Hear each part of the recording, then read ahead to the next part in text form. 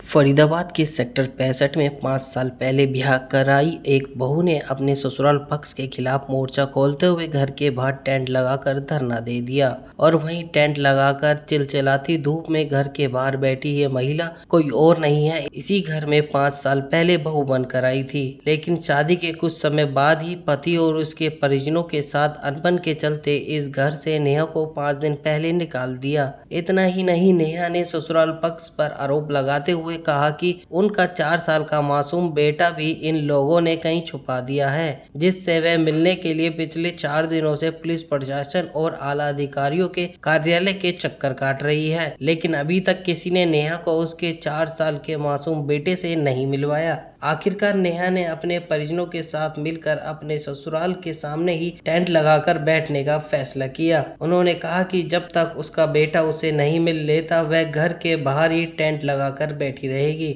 हालांकि इस पूरे मामले को लेकर ससुराल पक्ष के लोगों से जब बात करने की कोशिश की तो किसी ने भी घर का दरवाजा नहीं खोला और न ही मीडिया के सामने आने का अपना कोई पक्ष रखा। नेहा भाटिया है मेरा नाम। अभी मेरी महिला था। आज आप धरने पे बैठे हुए, क्या कारण है धरने पे बैठने का आपका? मेरे को मेरे घर में नहीं घुसने दिया जा रहा है, मेरे को मेरा बेटा नहीं दिया जा रहा है। 5 दिन से मैं पुलिस स्टेशन के धक्के खा रही हूँ। सबके कमिश्नर सर तक मैं मिल के आई हूँ, उन्होंने बोला है कि इसको इसका बच्चा दिलवाया जाए। उसके बावजूद भी मैं यहाँ पहुँचती हूँ तो मुझे मेरा बच्चा नहीं मिलता है। SHO सर को बार बार उन्होंने मेरे सामने फ़ोन किए हैं, उसके बावजूद भी वो मेरी कहीं से कोऑपरेशन नहीं कर रहे हैं। कल उन्होंने IO भेजे हैं, वो अंदर जाके देख कर आए हैं। उनके घर का तो कोई भी आदमी बाहर नहीं निकला है। बाहर निकले हैं तो एक हिमांशु भाटिया जो खुद तिहाड़ जेल में रहकर आए हैं, मर्डरर हैं बहुत बड़े। इतने साल वो तिहाड़ जेल में रहे हैं। और उसके बाद एक गौरव भाटिया हैं, इनके जीजा के भाई, गौरव कपूर है उनका नाम। और वो अभी रेप केस में रिसेंटली बाहर निकले हैं, मुश्किल से भी उनको 10 दिन हुए होंगे। रेप केस चल रहा था, उन पे उम्र कैद की सज़ा थी उनको, और अब वो निकले हैं बाहर और फिर वो इन पचड़ों में पड़ रहे हैं। और अब उनको उनकी सुनवाई की जा रही है, उनकी सुनवाई हो रही है। इतने बड़े क्रिमिनल्स की सुनवाई हो रही है। पुलिस क्रिमिनल की बात सुन रही है और आप लोगों की बात नहीं सुन रही है। मुझे तो ऐसे चुप करवाया जा रहा है। चुप हो जा तू चुप हो जा। क्या कारण मानते हो आप? क्या बता सकते? हाँ, मैं खाए हुए हैं इन्होंने, चढ़ावा चढ़ गए हैं इनको। सीधा कह रहे हो कि चढ़ावा चढ़ गया है, उसकी कार्रवाई चढ़ गए हैं इनको। और मेरी कहीं पे भी सुनवाई नहीं हो रही है। DC ऑफिस, कमिश्नर सर, अब इसके बाद मेरे पास CM विंडो बची है, मैं उसमें वहाँ पे जाके वो करूँगी। पर उससे पहले मुझे लगा कि यहाँ पर मीडिया में ये बात जनता तक, कल को किसी भी बहन बेटी के साथ फिर से हो सकता है। मैं नहीं चाहती जो मेरे साथ हो रहा है वो किसी और के साथ हो। इस वजह से मैंने आपको बुलाया है, ताकि जनता तक ये बात जानी चाहिए। फरीदाबाद में ये लोगों को पता चलना चाहिए कि आदर्श नगर बल्लभगढ़ थाने के जो SHO हैं वो गुड फॉर नथिंग। SHO नहीं कह सकते, पुलिस कमिश्नर कह सकते हैं उनसे, क्योंकि जब कमिश्नर की बात नहीं मान रहा है एक SHO तो वो कमिश्नर है अपने आप में। अब नहीं सुन रहे हैं मेरे सामने, तो जो बातें मैं देख रही हूँ, अब मुझे वो साफ कह रहे हैं कि मैं कुछ नहीं कर सकता। आप कुछ नहीं कर सकते तो कौन करेगा? दीपक जी, आज आप यहाँ बल्लभगढ़ पहुँचे हो, क्या मामला है? टेंट लगाकर आप बैठे हुए हो। आप लोग आए हो सर, पहले बात तो आपका बहुत बहुत धन्यवाद कि आप हमारी मदद के लिए आए हो। ये मेरी मामा की बेटी हैं टोहाना से और मैं फतेहाबाद से हूँ। दिनांक 26/7 से मेरी बहन के साथ यहाँ पे मारपीट हो रही थी, जिसकी शिकायत मेरी बहन ने आदर्श नगर पुलिस स्टेशन में दी। तो 26 तारीख को पुलिस ने दबाव में लाकर दोनों पक्षों को समझौता करा दिया और इनके जो हस्बैंड हैं उन्होंने लिख के दिया कि मैं अब अपनी वाइफ को शराब पी के नहीं मारूंगा और 15,000 रुपये महीना अपनी वाइफ को भी दिया करूंगा। तो बस उसके बाद 28-29 तारीख को दोबारा इसके ऊपर डोमेस्टिक वायलेंस हुआ है। उसके लिए जब नेहा ने कंप्लेंट करी दोबारा आदर्श नगर थाना में जाकर, तो पूरा दिन वहाँ पे पुलिस स्टेशन स्टाफ ने, जो भी स्टाफ था, इसको पूरा दिन खड़े रखा, भी सुनते हैं आपकी बात, और शाम को बोल दिया कि तू जा यहाँ से, तेरा कुछ नहीं हो सकता।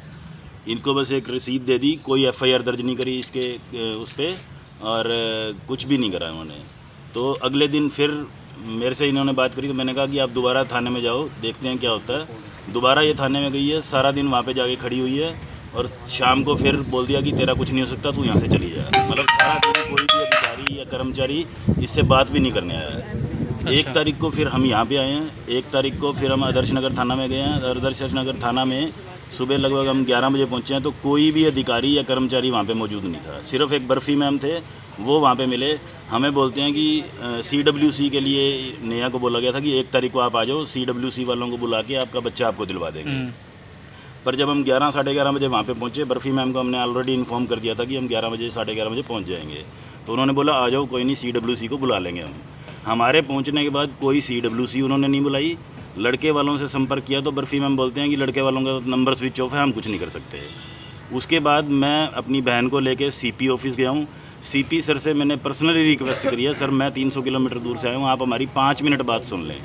CP सर ने जब हमारी बात सुनी तो तुरंत आदर्श नगर थाना में उनको कंप्लेंट दिया है, SHO को, मतलब आदेश दिए कि लड़की को अपना बच्चा इमीडिएट दिलवाया जाए। उसके बाद जब हम आदर्श नगर थाना में, SHO ने हमें बोला कि आप 5 बजे आ जाइएगा शाम को, 5 साढ़े 5 बजे। तो हम 5:30 बजे जब पहुँचे तो आदर्श नगर थाना ने हमसे मीटिंग करी और हमें बोला कि कहाँ गए थे तुम, ये नेहा भाटिया कल मुझे बोल देती, CP सर के पास जाने की क्या ज़रूरत थी, ACP के पास जाने की। मैं हम ACP के सर के पास नहीं गए, हम CP सर के पास गए हैं।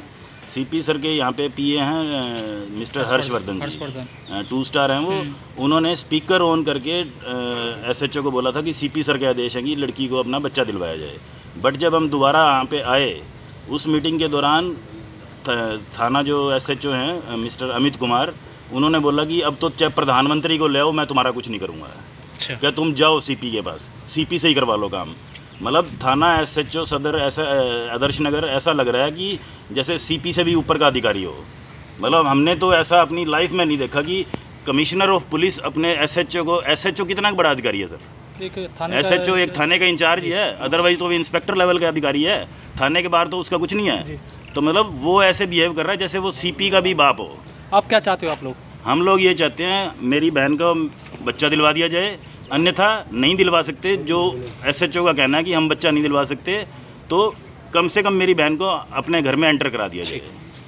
अर्थ हैं और मोटा पैसा इन्होंने खा रखा है। मतलब हमारी कहीं भी कोई सुनवाई नहीं हो रही। आप ये देखिए कि 5 दिन से एक लड़की घूम रही है थाने में, सड़कों पे। रात को ये यहाँ पे पार्क में रही है। सुबह परिवार ने फिर भी किसी ने नहीं, परिवार ने कुछ नहीं किया। आज सुबह जब टेंट लगवाने की भी चलो धूप है, टेंट लगवा लिए जाएँ, तो परिवार वालों ने रोका कि यहाँ टेंट नहीं लगेगा। तो जब घर में नहीं तुम एंटर कराओगे। एक तरफ सरकार कहते हैं कि बेटियों के लिए बहुत अच्छा बेटी बचाओ बेटी पढ़ाओ, अब ये पढ़ी हुई बेटी है, इसको बचा लो भाई।